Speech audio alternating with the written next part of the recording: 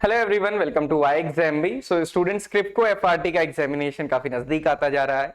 आज हम आपके लिए एक स्पेशल सेशन लाए हैं जिसमें कि कुछ क्वेश्चंस हैं क्रिप्को से रिलेटेड, साथ ही साथ कोऑपरेटिव डेवलपमेंट इन इंडिया और उससे रिलेटेड एक्ट वगैरह, इससे रिलेटेड क्वेश्चंस, क्योंकि जनरली एक या दो या तीन क्वेश्चन आपको इससे रिलेटेड मिल ही जाते हैं। सो क्यों ना इसको कवर करके ही जाया जाए। सो क्विकली हम डिस्कस करेंगे 10 क्वेश्चन यहाँ पे, बट आप कमेंट बॉक्स में जरूर बताइएगा कि 10 में से आपका क्या स्कोर था। ओके, सो स्टार्ट करते हैं। पहला क्वेश्चन है, उससे पहले मैं आपको बता दूं पहले क्वेश्चन से पहले कि अगर आपको बहुत सारे क्वेश्चन चाहिए, कई बार होता है ना सर बहुत सारे क्वेश्चंस, तो बहुत सारे क्वेश्चंस आपको मॉक टेस्ट में मिल जाएंगे जो बिल्कुल फ्री है आप आई एग्जाम बी की वेबसाइट पे। सो आप वहां पे जरूर अटेम्प्ट कर सकते हैं। पहला क्वेश्चन है, where is KRIBHCO production facility located. जो क्रिप्को की मेन प्रोडक्शन फैसिलिटी है वो कहां पे लोकेटेड है? ऑप्शन है आपका शाहजहांपुर उत्तर प्रदेश, दूसरा है हजीरा गुजरात, तीसरा है सुर ओमान, बेंगलुरु कर्नाटका, मुंबई महाराष्ट्र। तो ये देख सकते हैं आप, ये फैसिलिटी कहां पे है ये आपको पहचानना है। हालांकि पिक्चर देख के तो डेफिनेटली नहीं पहचाना जाएगा। सो इसका जो करेक्ट आंसर है वो है हजीरा गुजरात। हजीरा गुजरात में मेन प्रोडक्शन फैसिलिटी है क्रिप्को की। इसके अलावा शाहजहांपुर में अगर आप देखेंगे सब्सिडरी प्रोडक्शन फैसिलिटी है शाहजहांपुर उत्तर प्रदेश में। इसके साथ साथ सुर ओमान भी इंपॉर्टेंट है, अभी आगे आने वाले क्वेश्चन में डिस्कस होगा। नेक्स्ट क्वेश्चन है कि which of the following products is not included in the KRIBHCO's product basket. KRIBHCO की जो प्रोडक्ट बास्केट है उसमें से कौन सा ऑप्शन नहीं है? ऑप्शन है urea, DAP, seeds, pesticide, compost. अगर ये क्वेश्चन आपको एग्जामिनेशन में आएगा डेफिनेटली फर्स्ट और सेकंड में तो आपको डाउट बिल्कुल भी नहीं होगा, क्योंकि फर्टिलाइजर से रिलेटेड है तो यूरिया, डीएपी, एनपीके तो बनाते ही होंगे।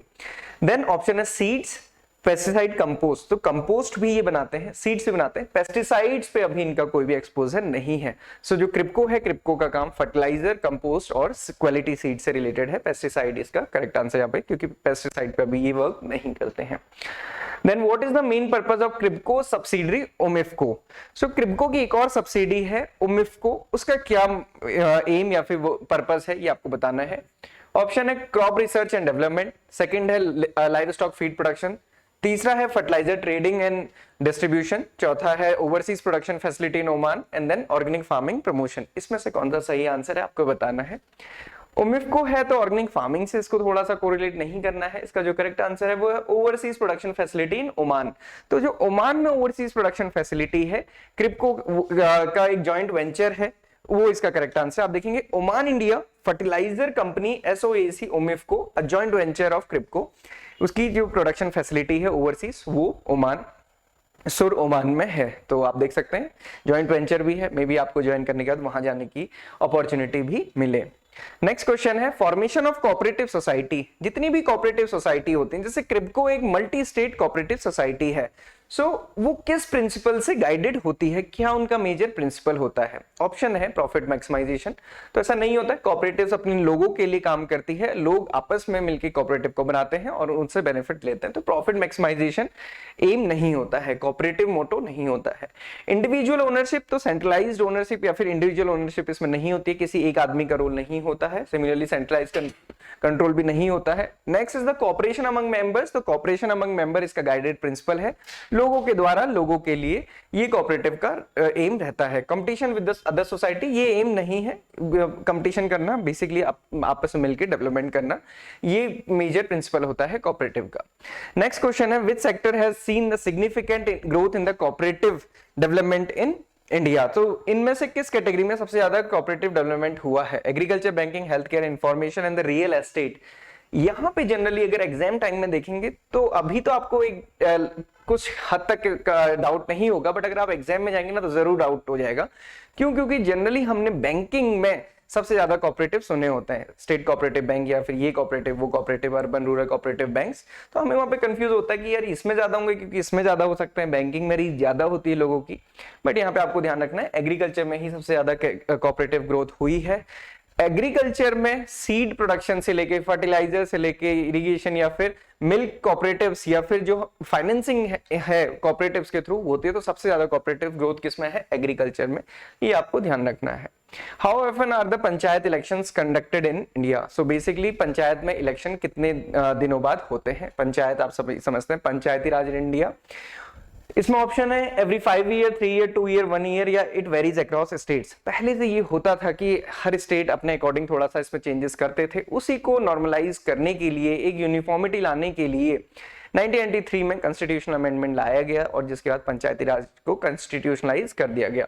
तो हर जगह हर 5 साल में इलेक्शंस होते हैं, बाकी इलेक्शंस की तरह पंचायत इलेक्शंस भी होते हैं। द नेक्स्ट क्वेश्चन है, the multi state cooperative societies act 2002 is applicable to cooperatives that operate in how many states?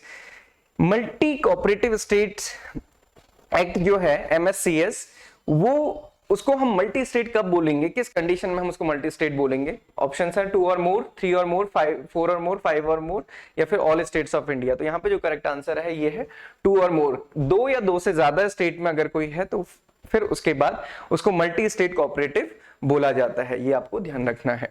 Which one of the following cooperative society in India is involved in the agricultural marketing and provides a platform for farmers to sell their produce? यहां पे पूछा गया है कि कौन सा ऐसा cooperative society है जो एग्रीकल्चर मार्केटिंग से रिलेटेड है। ऑप्शंस में आपके पास है एनसीडीसी, नेफेड, किसान क्रेडिट कार्ड, वेमनीकॉम या फिर क्रिप्को। सो क्रिप्को तो आपको पता है कि मल्टी स्टेट फर्टिलाइजर कोऑपरेटिव है, एग्रीकल्चर मार्केटिंग से रिलेटेड नहीं है।